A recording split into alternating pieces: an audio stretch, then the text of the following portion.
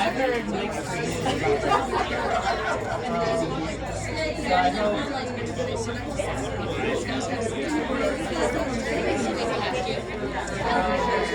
so I feel like I've done a couple of those, and like some of them have a good job, and like one,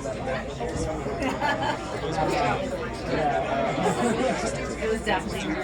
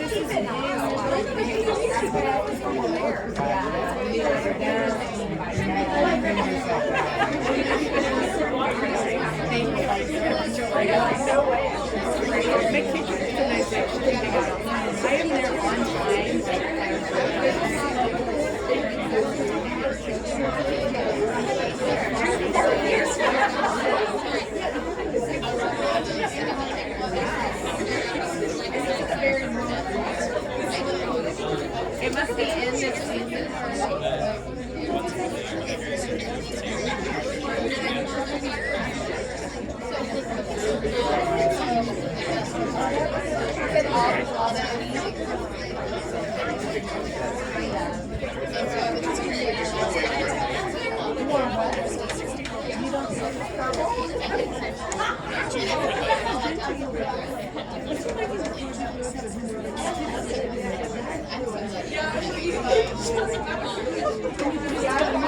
Excuse me. Thank you. Thank you. Oh, that's pretty cool. But this is another kind of like, let me show you. Yeah, you're like, I have a color school.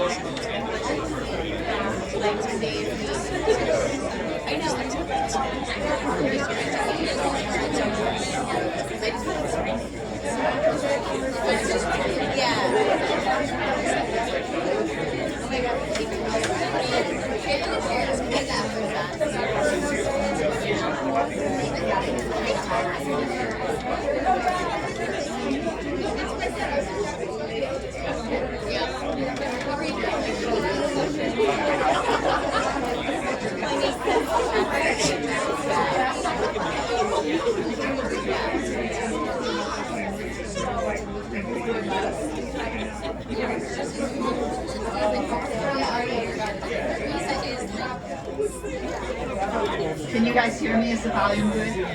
Okay. So, good evening. Welcome to Prairie Lights. We are so pleased that Brandon Taylor has come back to read from his new book, The Late Americans. Brandon was such a vital presence in Iowa City and at the bookstore while he was here at the workshop, and then I think trapped here during the pandemic. We miss his constant browsing and wide-ranging insights on life and literature, and it was great to have one of those extended discussions earlier today as we walked around the store discussing Faulkner, Wallace Stegner, Alice Elliott Dark, Emma Klein, Eudora Welty, Edith Wharton, Emile Zola, Thomas Mann, and more. The deepest pleasure of a bookseller is to encounter a real and constant reader, and that pleasure is especially intense when the reader is a writer. We are so honored tonight to hear Brandon read from The Late Americans, a novel set in Iowa City, and he tells us partly composed in the Prairie Lights Cafe. The Late Americans is a town and gown novel with a large cast of characters of varied interests and backgrounds. It reflects the full life of a Midwestern town in the 21st century and does that in the manner of a 19th century novel. The interconnected lives of these characters who love across class and race divides is a real reflection of the precarious society in which we live. That precariousness is often economic, but in the lucky instances when it's not, intimate relationships and career paths are also precarious. We are all on edge as we follow Seamus, Ivan, Boren, Timur, Fyodor, Noah, Daw, and Bert through their struggles with work, blue collar or creative, love and communication. We understand, and we understand the common ground that is all of us. Curtis Sittenfeld describes this novel perfectly when she says, "I loved The Late Americans and its funny, merciless, brilliant portrayal of the beauty and pointlessness of art and the absurdity and horror and occasional transcendence of being a person. It is magnificent." Brandon Taylor is the author of the novel Real Life, which was shortlisted for the Booker Prize and the National Book Critics Circle Award. He was named the New York Times John Leonard Prize, named, I think this is not written right, sorry. I think I might have to skip a couple of here. Please. Okay. His collection, Filthy Animals, a national bestseller, was awarded the Story Prize and shortlisted for the Dylan Thomas Prize. He is the 2022-2023 Mary Ellen von Hayden Fellow at Dorothy and Louis B. Coleman Center for Scholars and Writers, and he teaches at New York University in New York. He has also recently become an acquiring editor for Unnamed Press, whose books are distributed by Penguin Random House. Please welcome Brandon Taylor.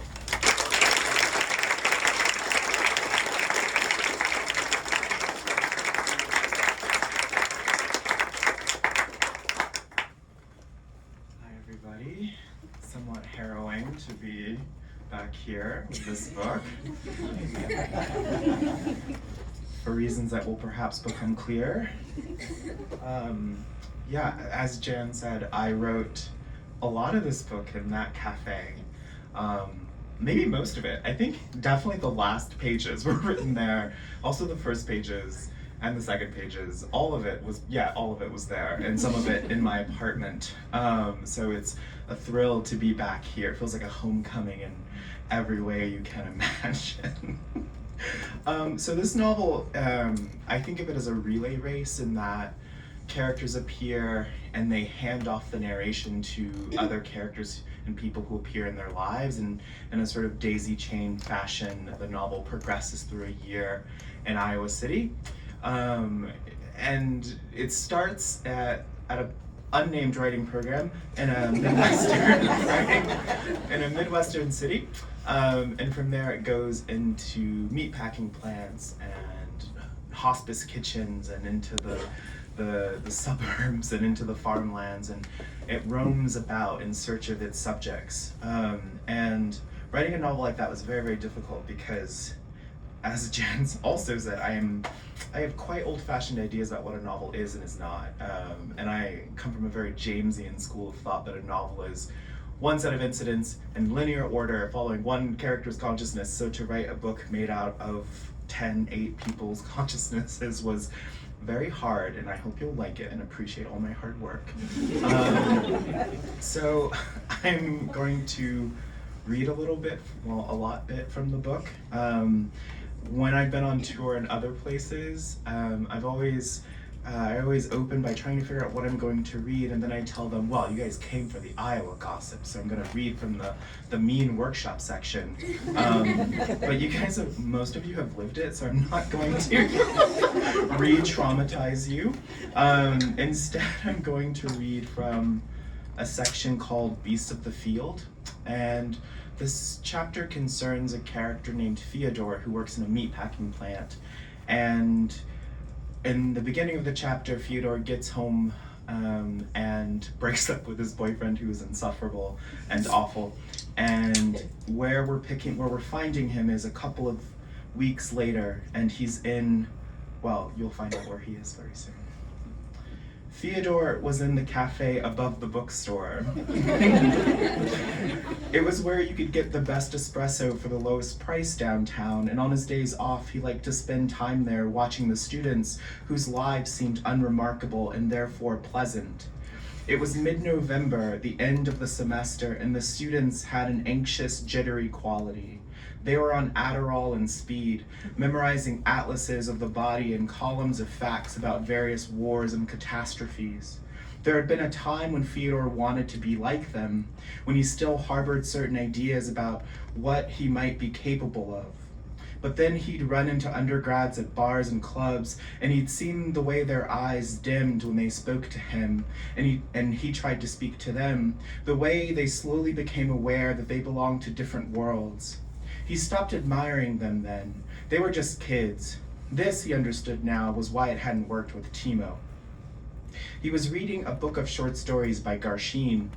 Fyodor's own father was Russian, or had been Russian, from a long line of Russians. He had named Fyodor after his great-grandfather, because you are Russian, don't let anyone tell you that you aren't, his father had said. But fathers sometimes said things they didn't mean, or things they meant but that didn't really matter in the grander course of life. He hadn't spoken to his father in some years now. That life was behind him, down in Alabama. Still, Fyodor read the stories experimentally, trying to see if something came back to him, something ancestral and mysterious. There was nothing in the cafe that day. It was just clean, bright descriptions of ordinary life shipped subtly and irrevocably off course. Russian dramas of the mundane variety. The stories had nothing at all to do with him and the cold steel of the belts or the spinning blades of the saws. There was nothing in them at all that was the same as his life, yet he read on. He wasn't the best reader. He and Timo got into fights about it. Timo would hold up his phone and show Fyodor something, and then get tired of waiting for Fyodor to finish. Fyodor tried to explain that he had to go slow because sometimes his eyelids grew heavy and the words spun around on him. But he did like stories, and he remembered what he read. He could hold it in his head for a long time, turn it over, poke at it. He liked to listen to Timo read in English and French. He didn't really understand the French, but he could feel the meaning deep down in the sounds of the words. But then Timo would tell him to get an audiobook subscription or get treated for dyslexia because he was old enough now to do it himself. So no, he wasn't a great reader, but he did enjoy the exertion of it and the slow sleep of the stories into his mind. With the benefit of retrospection, now that they'd been broken up for a few weeks, he thought Timo was kind of an asshole anyway.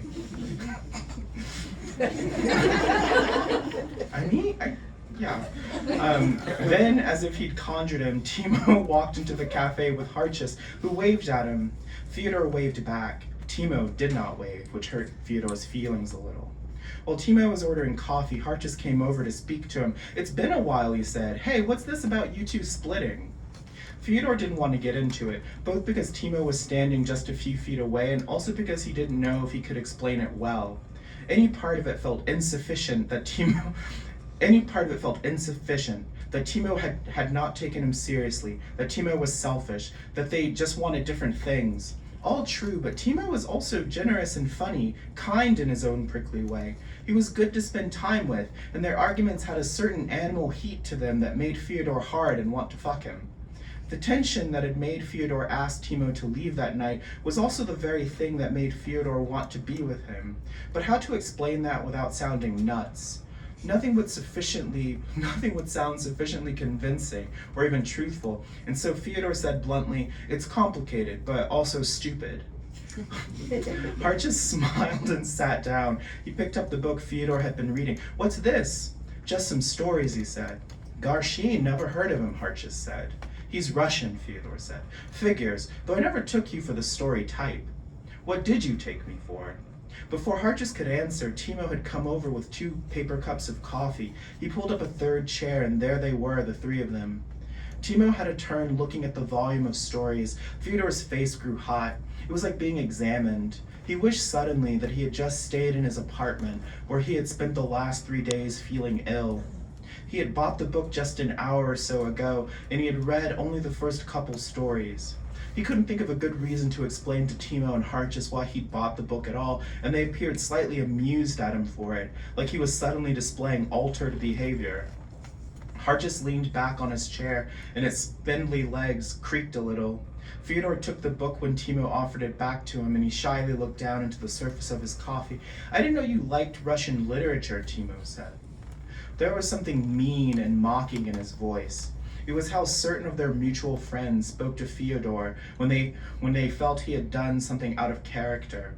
When he offered to Julian the vegetables for stews, or when he delicately and with great tenderness lifted their quivering animals into his arms and spoke in soothing, quiet tones into their ears until they stopped shivering, or when his eyes grew teary at the conclusion of movies as the music became soft and optimistic, like fine rain or mist on hopeful faces. In these moments, he often saw himself through their eyes and understood that they thought of him as something else entirely, as hard and stupid. "I can read, you know," Fyodor said quietly. "I didn't say you were illiterate," Timo said. "How have you been?" Harchis asked. Fyodor drummed his fingers on the table. "I was a little sick the last few days, I guess, but I'm feeling better now." "Good," Harchis said. "Sick how?" Timo asked. "You don't look sick." "Because I'm better," Fyodor said. "Better people don't look sick, do they?" "Whatever."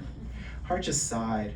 "Well, this is lovely." He drank his coffee and then got up for a refill, leaving the 2 of them together. Timo did not look at him at first. Fyodor studied the grain of his beard. It was thicker than he remembered it, dark red now, especially at the edges. His hair had a soft curl to it, especially where it sloped behind his ears. His neck was smooth, and Fyodor could remember the exact temperature and texture of the skin there, where he had kissed him, especially at night when they were going to sleep. He wanted, though perhaps want was not the correct word for it, because want implied something conscious, something of awareness, which was not present, and so it was maybe better to say that Fyodor felt, somewhere deep and central to his body, a compulsion to touch Timo. He slid his hand across the table, but stopped just before he touched the wrist, and the motion of his coming to a stop caused the surface of the coffee to ripple. For a moment they watched the ripple in the coffee expand. The 2 of them were, for the first time in weeks, staring at the same thing, occupying the same space, watching it happen together. "I miss you," Timo said. "I miss you, and I don't know what to do about it except to say it, so I said it, there it is." Fyodor touched Timo at the place where his sleeve had pulled back from his wrist. The bones were firm and the hair was fine like corn silk. Timo's eyelashes were thick with moisture, his nostrils flared subtly. Timo's thumb rested on the cup in front of him. Fyodor's fingers were laced together. Neither of them said anything, because what was there to say? How could they bridge this impossible space? The rupture that had come about because of silence could only be fixed with silence, except that silence was no good for fixing anything. But silence and time were all they had. Timo's face grew red. He was embarrassed, Fyodor could see that. He had gambled and been rebuffed, but Fyodor wanted to reassure him somehow. He took Timo's hands apart and lay his palm against Timo's right hand, as if in benediction, and he closed his eyes. "I miss you too," Fyodor said. That was only part of it, but he could say it with his eyes closed, and that was the trick of it. If he held his eyes closed, he could say some of how he felt without the burden of seeing Timo's face. That was pathetic. "Okay," Timo said. Fyodor took his hand away. He cleared his throat. Harchis returned. They chatted a little in the halting, half-hearted manner of people who would rather be on their way, but who feel they cannot without being rude. In the end, it was Fyodor who got up first, said he had to go, that there was something he had to do, and as he stood up, Timo flinched a little. Harchis smiled and waved. They shared a hug, and then Fyodor wrapped his scarf around himself and went out into the cold and damp gray of a winter afternoon. Across the street, big white Park Service trucks had pulled up in the pet mall. They were taking down the diseased ash trees. He had seen a little thing on the news about the trees, how before, back in the 50s or the 60s, there had been elm trees all over Iowa City, but the trees had died of Dutch elm disease, and ash trees were planted to replace them, and now they too were dying. Fyodor had never paid much attention to the trees in the pet mall, but now he could see that in the summer there would be no shade. It would be the sun beating down on all of them as they walked and shopped and listened to music on the square. The birds and the squirrels would have nowhere to go. It was sad, too sad, the great dying off of things. He walked over to the bread garden and bought 2 apples. Which is a thing I've done many times. They have great apples at the bread garden. Shout out to Bread Garden. They don't have that in New York City. He stood under the heat lamps of the patio and ate one, listening to the wind howl across the empty playground. He sat down and tried to read again, but found it difficult. He kept thinking about Timo, how in the end they hadn't been able to say more than a few words to each other. It was unfair of him to be annoyed, he knew. It was his fault they'd broken up, but still. When he realized he wasn't getting anywhere with the stories, he stood up.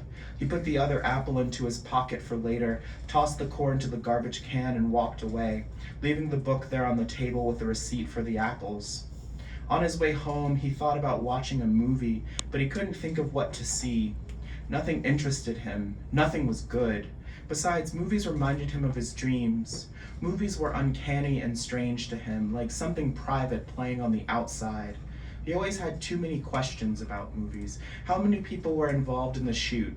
Where had the camera been placed? How had they moved around while filming, recording? His thoughts all felt extremely literal when he watched movies, and he couldn't shake the habit of thinking that way. So he was caught between these 2 disconcerting feelings, that he was watching his own dreams unfold before him, but also that he was watching something fake but that almost approximated reality. Lately, he had been dreaming of Alabama. It was always some version of the same dream, that he had gone home to visit his mother and could not leave, he had lost his car keys or his license, or he was his teenage self again and couldn't drive. The dreams always twisted in some mundane, terrible way. An aunt said something cruel, his mother punished him for some childish thing, or else he just got frozen out by everyone and they refused to know him. No matter what he did, though, he could not leave. In the dream, they said things like, "We're family, why you want to leave us?" Even as they were doing horrible things to him. Things that were not done to him in life, not really. The worst things that had happened to him never made it into the dreams. He'd been dreaming of Alabama ever since he got sick, and he wondered what it meant. It probably had no significance. Dreams, well, his mother used to believe in dreams. She had forbidden Fyodor to talk about his dreams with her. "I don't want that on me," she used to say, meaning, what if it came true? Fyodor did not watch the movie. He went home and sat on the porch, eating the other apple in the cold. When he was done, he lobbed it across the street where it split apart against a tree. He wished that he had said something to Timo, but he didn't know what. Fyodor's mother called the day after Thanksgiving. He had inherited to some degree her very pragmatic view of things, that you had to survive and that survival was the most important part of life. Hardship was just what soft people called living, that sort of thing. But Fyodor knew that his mother saw in him a streak of something yielding and wasteful. When he was young, she used to catch him in the kitchen, drawing or arranging things on shelves. Sometimes she caught him watching cooking programs on the special channel that was intermittently watchable on their TV. At those moments, he looked up to see her watching him with disappointment, and later with something like fear. She was afraid of what she saw in him, and her voice often trembled when she spoke to him about life. You need to do something with yourself, something good and honest. When they spoke on the phone, she was always short with him, wanting to be off. And yet she called him and chastised him because they didn't speak more often. If I didn't call you, we wouldn't talk at all.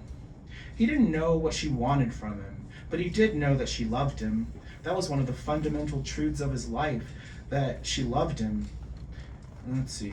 Fundamental truths of his life. Although her love for him was at times inscrutable, indistinguishable from the routine rhythm and course of life itself. Love had been in the tension of his freshly made bed sheets and the astringent cleaner she used on the bathroom and kitchen. Love was everywhere in their life, but then he had moved away. Boy, I'm tired of having to chase you all around creation just to hear from my own kin. Ma, he said. He was lying in bed, sweating because the radiator was throwing out too much heat. What ailing you, she asked. And Fyodor rolled onto his stomach. His shoulder was sore, his knees ached. He had a body full of ailment, a list of complaints. Nothing. Don't sound like nothing to me.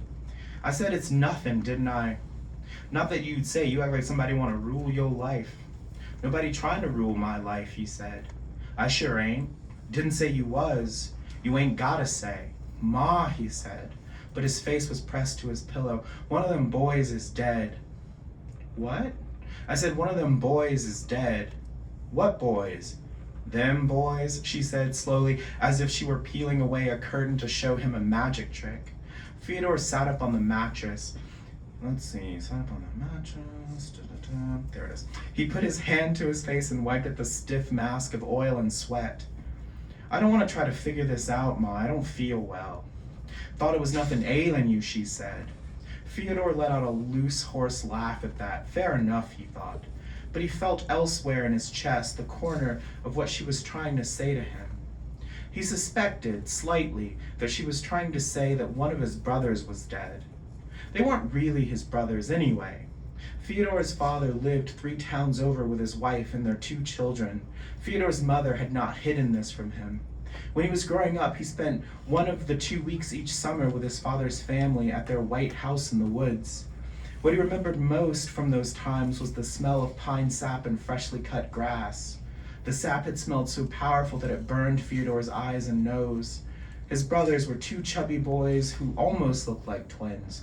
They sweated all the time and smelled like okra, which strangely was their favorite food.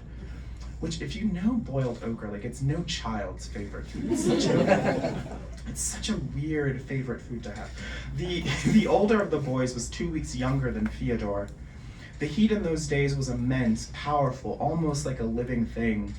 The house was old and they cooled it with big fans shoved into the tallest windows, but the air wouldn't budge.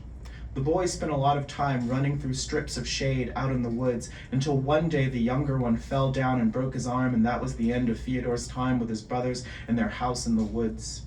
That night his father packed Fyodor's clothes, even the dirty ones, into a plastic bag and shoved them into the back seat.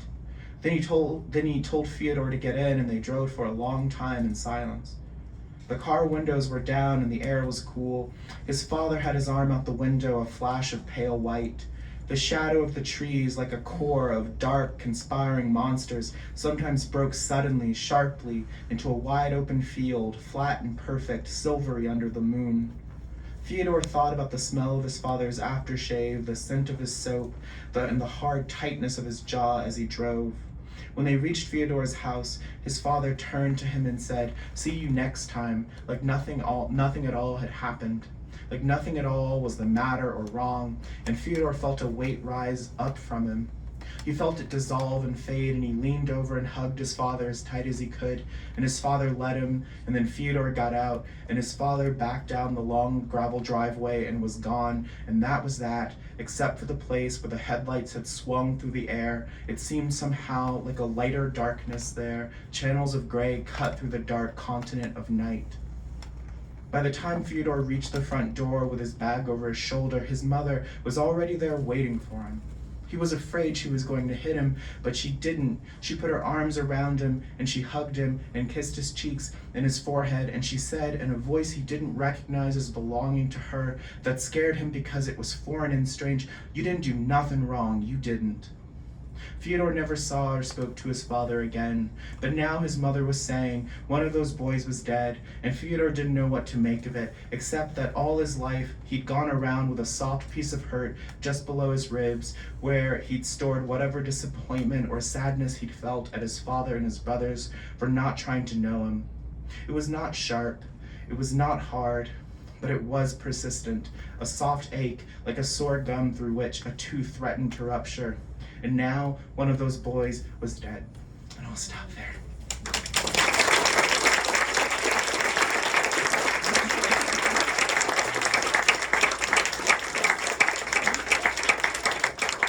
Brandon's happy to take questions, so raise your You hand. guys really if you filled have out.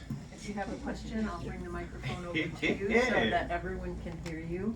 But I would like to know, first of all, did this book start for you with Seamus, or did it start with you from some of the dancers that some of us recognized from before? Yeah. It started with Seamus. It started one day I was sitting in seminar in grad school in an unnamed writing program in the American Midwest. And I was really mad about something that someone had said. And I'm like, I'm gonna write a mean story about this place. And so I went home and I started writing a mean story about that place that shall be unnamed. And so it really began when Seamus walked into the story. And it started out initially very sour and very brutal, and then I was like, well, I cannot do this for 300 pages, get a grip. So I had to find ways to alleviate Seamus's harshness of tone, and very quickly I was like, well, there are other people who live in this town, let's go talk to some of them. Did you really cut a lot of it out, a lot of the meanness? I mean, it's more, so Seamus's part, you know, it actually grew. So for a long time it was like a nice tight 45 pages of brutality, and I was really struggling with it because it was just so mean, and he had so many complaints. And I was like, okay, like you have these very, very intense ideas about what truth is and what art is for, and who's a real artist and who's not a real artist, and you keep complaining about your job, and yet your job does not show up in these pages, young man. And after I had a great conversation with a friend, I was like, I need to get that boy a job. And so Seamus's part actually went from about 35 pages to about 95 pages. And then my editor was like, that's a lot of Seamus. He has a very strong flavor. Maybe we move him or split this up. And that's when the idea to cut his section in half came from. But no, his section grew more than anything, and it was more about not taking out some of his brutality, but finding ways to countervail it with other things so that it wouldn't feel stale, so that it would feel interesting. Right, and you managed to make an unlikable character, well, likable in a small way. I'm so glad. My editor was really trying to get him out of this book. And I was like, no, justice for mean, unlikable people with difficult personalities. Okay, I know I'm not the only one with questions. Here we go. Over here. Hello. So I was recently at a reading with Rumana Alam and Tamika Cage Conley, and they had a question asked about the characters in Ruman's book, if they stayed with him after, and he was kind of like, no, they don't. Like, I forget about them after. And so since you have all these characters, I was wondering how you felt about that. Do you think of them past the end? Do they stay with you? I mean, I think that the form of this novel is a direct consequence of my clinginess as a reader and as a writer. My second book was a book of stories that were interrelated, and part of that is because I was like, I don't want to let them go. What happens to them when this story ends? And very quickly I realized with this book that it was going to be a similar thing, that I wanted, when a character appeared in the book, that would be a prompt for them to appear later and for the world of the story to feel very inhabited. And actually there are a couple characters from my second book that are in this book as well, and so I'm often thinking about them. I'm often still thinking about the characters, some of them more actively than others after the book ends, and I think of all my work as sort of existing in the same universe. And so yeah, I do often think of them afterwards, but it's more often like a passive thing. And so I think of having this great cast of characters that I can like pluck from for future projects. How did you learn so much about dance? There's so much dance in here. Well, what's interesting is, so after I wrote, my last book was a book of stories, as I said, and there's a lot about dance in there, but I was like, I didn't really like get to write the dance though. Like I need to like write some dancing scenes. And so it was, you know, just a lot of research. It was a lot of watching a lot of dance. It was a lot of watching interviews of dancers talk about dance, reading dance criticism, looking at dance in film and television, reading books about dancers, and trying to find my own idiom within that form and my own idiom for describing what's happening with the dancers, and then just looking for analogs to things that I'm very familiar with. So I grew up in a very football intensive family, and so I know what physical discipline is like I've watched it sort of destroy the lives of my cousins. And ballet is no different, you know, like it is, as much as it is an art, it is a sport, it is athleticism, and for as much as we think of all these great aesthetic qualities, there's also this incredible, brutal biological fact to dance, which is that if your foot looks a certain way, you might not be picked for a company, you know? And so I was able to find analogs to things that I know, and I feel like ballet also very similar to writing, which is like, not everybody's gonna make it. And you may make it today and be cut tomorrow. It's ruthless out here. So I just looked for analogs and then tried to fill in the other gaps with just research. Hi, hello, and thank you for being here. I sort of have two questions. So the first is kind of a yes or no, like do you read, they're interrelated. The first question being like, do you read the critical reception of your work? And the second being, if so, then I guess how do you think about, because I sort of think about your work, or the three books that you have out now, as like a constellation of work that are like interrelated and in conversation with each other. So I just wonder, with the reception, do you feel like people have like a greater sense of like your project as a whole, or like is there sort of like more, I guess, like misconceptions or like understandings of like what your project is as a whole and like what it is that you're like writing toward? Yeah, I mean, I read it, but very selectively. Like I send articles to my friend Adam, and I'm like, read this and tell me how, on a scale of 1 to 10, how awful this is. And he's like, well, it's really stupid. I'm like, great, give it to me. And I do read reviews, I do read critical reception, and one thing I will say is that there are always going to be misconceptions. Like, critics are not you. They don't share your brain. And as much as you are trying to be incredibly clear about your aesthetic project, like, the nature of existence is that other minds will interpret you through their own lens of feelings and whatever, and I think that is a beautiful thing, even though sometimes it goes horribly awry. I do think that with the first two books, I felt very misunderstood in America, like incredibly misunderstood, and there was an extent to which I feel like I wasn't given credit for having an aesthetic project. I feel like with this book, finally American critics are taking me a little more seriously, it seems, or at least they're sending better critics to write about the books. And in the UK and in France, I feel, and now in South America, my work has always been taken very seriously, and they've always seen it as a consolation, and they've written quite thoughtfully about it. And so it's really just been, America's been very, very slow, and so like I can think of like a very clear, well, I mean, it's true. I can think of a very clear example. So like my first novel, Real Life, I thought of it as a campus novel and like a meditation on loneliness. And in America, they're like, yes, this harrowing account of race in the post-Obama era. And in the UK, they're like, oh yes, a campus novel set in the American Midwest. And then now this third book, I'm like, I wanted to write a novel of precarity and like a deeply philosophically minded novel. And now the Americans are like, oh yes, a campus novel. And in the UK, they're like, oh yes, a novel of like the precarity of intimacy in the contemporary age.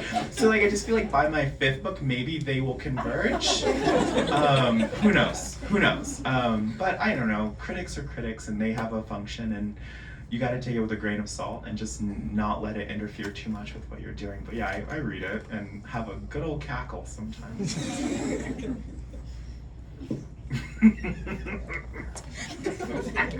Hi. I just got back from a trip to New York and found myself wondering very often like how people write in that city, because I found it to be like very overstimulating.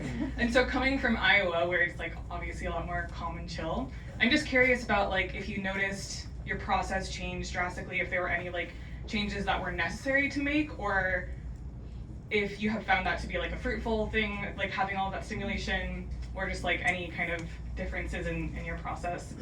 Yeah, I think first and foremost, Iowa City is also a very stimulating place if you were trying not to write. Like, you can find places to be and things to do that will get in the way of the writing. I think my biggest solution, I think that what I did in Iowa City and what I do in New York is the same, which is I stay home, I mind my business, and I don't go outside. I do not go to Brooklyn, I do not go below 42nd Street, that is none of my business. So staying home is a powerful aid in the writing process. But more seriously, New York has like a horizontal surface shortage. Like, there are no horizontal surfaces in that city. Like, the cafes and bookstores, every table is like this big. And so trying to balance a laptop on it to write is like impossible. And so whereas here in Iowa City, I could come to the Prairie Lights Cafe or go to High Ground and like bang out some pages, I have to be more strategic in the city if I'm writing outside of my apartment. And so it is real dire. And so I went to the lengths of like applying to this very prestigious fellowship of the New York Public Library so I could have an office, so that I could have a horizontal surface to write on. And then I could not use it really because I had to teach, I was teaching at NYU, and so it's really, I don't know, I miss Iowa City just because I could go to the Prairie Lights Cafe and write 50 pages over 3 days or something, like it just felt more possible to write here. I don't find New York overstimulating, I find it a very busy place, and I just need to get better at saying no to great opportunities, I guess. But the actual sitting down to write is mostly the same. So we know you have a pretty well foundational, dedication to aesthetics and design and things like that. And I think that your proportions of your books and how they're bound is perfect. And I'm curious, how much say you have in that, and then the direction of how your covers turn out, because both of those things are pretty amazing, especially filthy animals. So if you can answer that. I'm glad you think so. In the US, I have no say whatsoever. My editor, all I know is that I turn in my book, and then one day, 3 to 4 months later, my editor appears and he's like, we really think that this is the cover for this book. And I have to decide how long the response email is going to be very often. But no, it's in the US, at least in my experience, it's much less of a conversation. It's more, they design the book cover and try to strong arm you into accepting it. And in the UK, it's much more collaborative. At least I have found it to be that way. And so yeah, I don't have a lot of say, but I will say that on this book, it's a little more vertical than I would like. It's slightly too vertical, but the spine is it looks like a Henry James novel. It's so good. And the interior design is really fantastic, but that is all out of my hands in this country. They don't listen to me, I just write them. Design internationally. What's that? Favorite design internationally? Favorite design? Biggest cover design that they've come out with. Oh, I think Jonathan Cape or Faber. Faber makes incredible galleys, and Jonathan Cape, my publisher in the UK, does incredible books. So they got some great stuff over there. Check it out. I have a question about geese. Let's It's get gonna into seem it. a little off base, but I was watching Lucky Hank at the same time I was reading your book, and there were both scenes in your book and in Lucky Hank of the main character wistfully watching a V of geese going across the sky. Of course, geese are more thematically central to Lucky Hank. But actually animals, particularly livestock, but also domestic animals, other animals, play a distinct role, I think, in some of your work and in work about, if it's not a campus novel, I'm sorry for the mistake, but in that kind of venue, as other beings that live there, or as analogs or points of comparison. So what about the geese? Well, first of all, shout out to Mary Oliver. You do not have to be good. Wild Geese, look it up, it's a great poem. So I grew up on a farm in Alabama, and so animals are always on my mind. I'm always thinking quite a lot about animals. I do think that there's something about, especially a certain kind of campus novel, that is about these like urban city people sort of reconnecting with the provincial, and I think that that's really where the animals sneak into the campus novel, is by way of the meditation on the provincial and on the bucolic as a kind of reversion to the sort of Thoreau or Emersonian ideal of living with nature and close to nature. But in my own work, it just mainly comes from growing up on a farm and thinking quite a lot about animals. And also I've been writing novels about Wisconsin and Iowa, and there are a lot of animals in Wisconsin and Iowa. And one of the first things that happened to me when I visited Iowa City before I came to grad school here is that like a flock of geese flew overhead, and I was like, oh my God, geese! It's a sign from on high. So I don't know, I think about animals a lot, and I feel like they find their way into my work mainly because I grew up with them, and to me they are not, I don't think of them as symbolic really, I think of them as just like a part of the scenery. And I mean, you can't go into the pet mall without being assaulted by birds. They're so harrowing. They're very assertive, the Iowa City birds. Thank you. Other questions, assertive birds. Bird or non-bird related? This is kind of a goofy one, but when I read your work, you write about smell a lot. Yeah. And as someone with a really sensitive nose, it actually grounds me in what you're writing about really well. Yeah, I guess just how do you get inspired? Because a lot of them are really unique. Well, I think that's also a young writer's trait, is to come to smell again and again. And I think in my work that's coming out after this, there's less smells, because one of my friends had a really devastating tweet where she's like, too many smells in books, should be fewer smells, cut some of that out. And now every time I go to write a smell, I feel emotionally harrowed. But I don't know, I think about smells are really crucial. I think part of why I write so much about smells is because of Proust, and because senses are so important, and also smell and taste are the senses most tied to memory, I think. And I love any time that you can, and I think smell is also one of those places where you can go from like physicality to the interiority really easily. That boundary is so permeable. And as far as the uniqueness, I'm glad you think so. That makes me really happy. And the uniqueness just comes from trying to get the detail right, and trying to be as specific as possible, and trying to pin it to one thing, and trying to get down to the essence of what that smell is, and that particular object is, and trying to do no more than that, because it's really easy to get carried away with smells.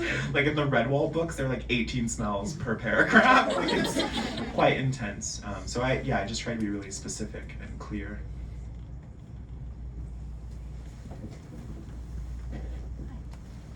Hi. I was really interested in your story with the conflict that seemed to arise with so many characters, with whether or not to stay on a path of like pursuing art, or to have like a real job. And I just wondered, before you were published, did you ever experience that conflict, or did you know that like this is what you were going to pursue? Art. That's a great question. Funny you should ask. So before I was a published writer, I was getting a PhD in biochemistry, and I was gonna be like a scientist. And then I quit to be a writer. And when this program was winding down, I guess, I was like, okay, so like if my first book comes out and it bombs, like what's my backup plan? Like do I have a backup plan? And I was like, no, I'm just gonna have to go back to grad school. All roads lead back to grad school eventually. I was like, I need to get a real degree. A master's in biochemistry and an MFA, like it's not adding up. And so my backup plan was to go to med school and become a surgeon, like I wanted to do when I was 5. So that was my sort of backup real career plan. And right now, I think, I think I mostly support myself with writing, but a bulk of that is also teaching writing. And I teach and I do research and I write things that are not novels. And I think of all those things as supporting the work. And sometimes, and I'm sure many of the writers in the room can attest, not all writing is art. Not all writing that you do is art, and some of it is to afford coffee for the next month. And so I've come to think of even the writing that isn't the novel writing also sometimes feels a bit like punching in and doing a job. But no, I was a degenerate grad student. I was grad school until I die.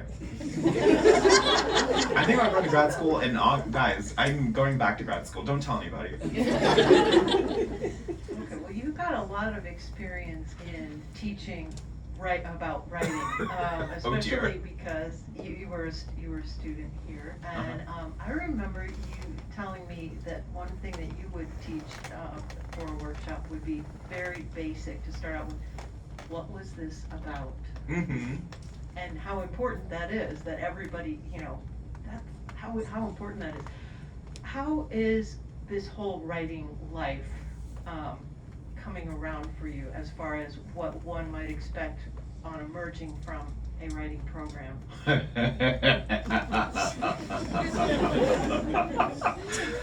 Woo!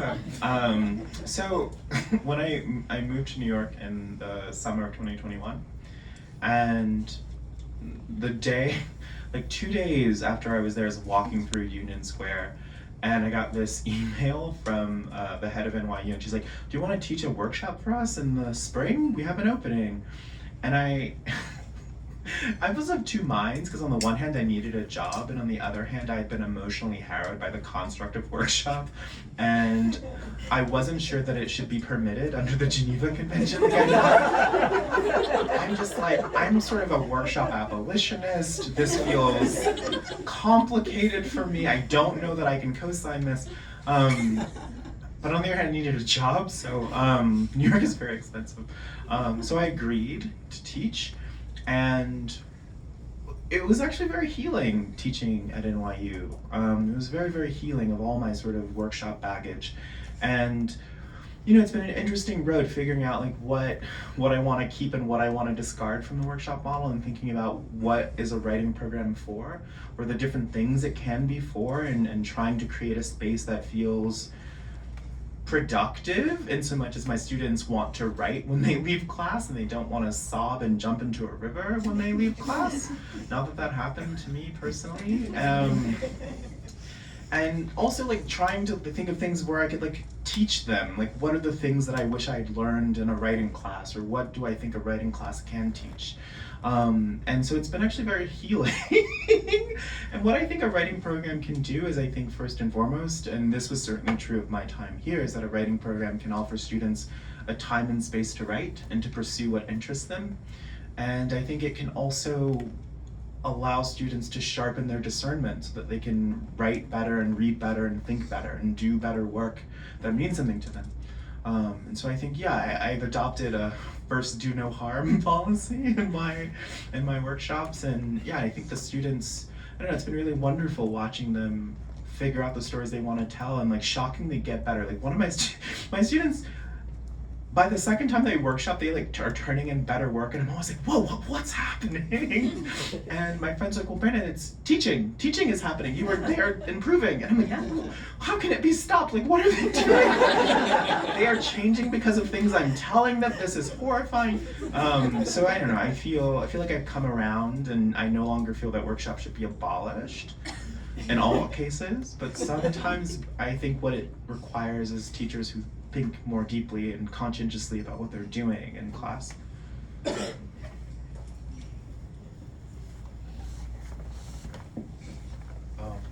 books did you turn to help you learn how to jump character to character?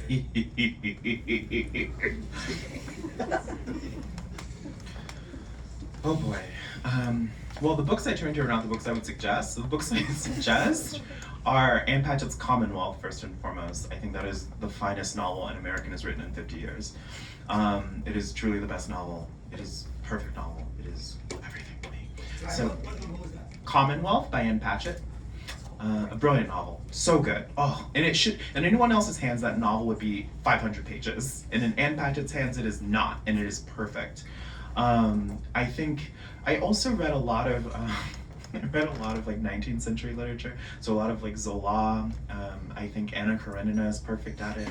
And so yeah, but more contemporary books, I turned to Knausgaard's new novel, The Morning Star, which is actually like really helpful in the final yards of trying to convince myself that this book could be a novel. But then you also have books like Joan Silver's Fools, which is a great book that also alternates perspective. But I think the greatest novel to do it, Ann Patchett, Commonwealth. That book fixes anything wrong with your writing or your life. It's that good.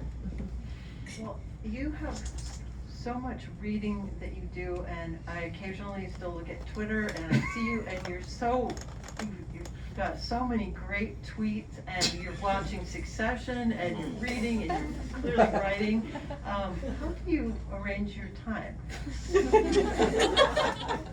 Well, I don't. I mean, during the semester it's really easy because I teach on Mondays, and then every other day I hop on the train and I go to the library and work in my office, and there I eat a lot of potato chips and do a lot of tweeting, and then I call it a day. But I don't know, on the train I listen to audiobooks. I take long walks around Central Park and listen to audiobooks, and when I'm in my own apartment, something that I try to do is, so teaching takes up a lot of time and energy, and it sort of erodes my attention span, ironically. And so after like a... Clearly it doesn't. Well, it does, because like, you would be shocked. And so what I do is when I need to sort of get back in the rhythm of reading, especially on weekends, I set sequential 15-minute timers until I feel like I can sort of read and for 15 minutes with no sweat, and then I do 30-minute timers and then an hour, and usually by like Sunday afternoon, I've got my attention span back, and so then I just like try to read 150 pages, like in the morning, 150 pages of something in the evening, and then I call it a day on the reading front. But it's just a lot of like setting timers and getting my attention span back and figuring out what works for me. I was furious when I figured out you had time to watch TV as well. I watch so much TV, too much, some might say. My mom would say that. There's a question all the way in the back. Okay.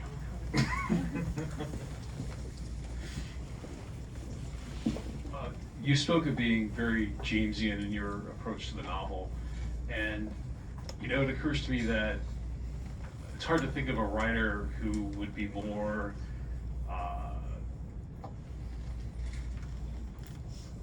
who would be less well disposed to like the hive mind and the constant feedback loop and sort of the erosion, if not the abolition, of private consciousness and presence.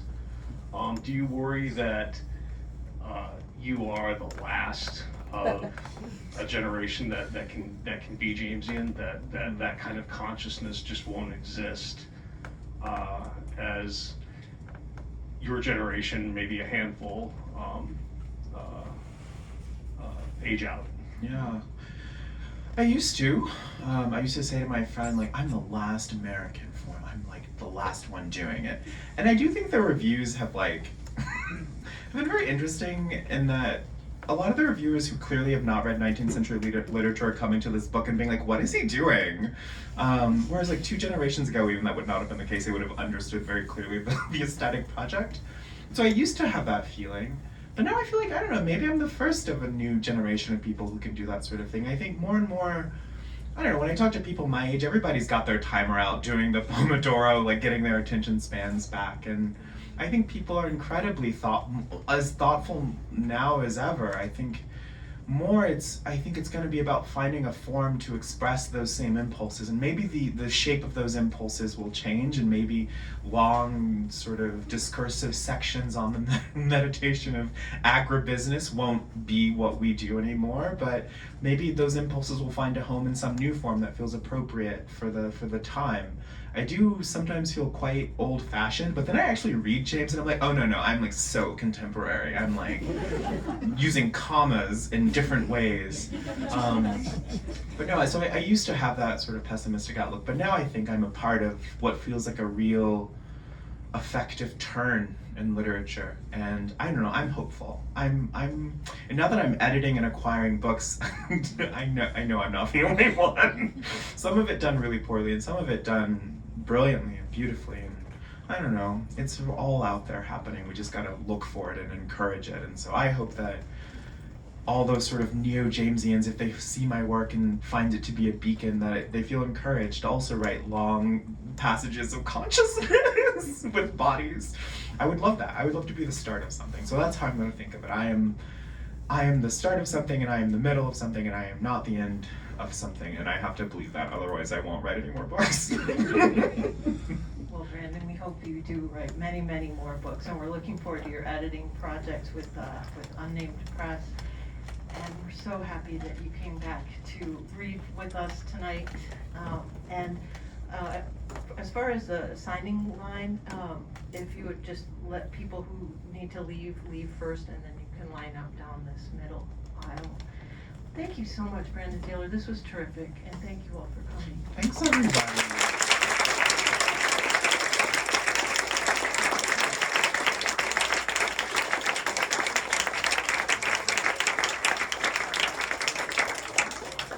Brandon will be happy to sign copies of the book for you, and you're welcome to grab these and pay on your way out.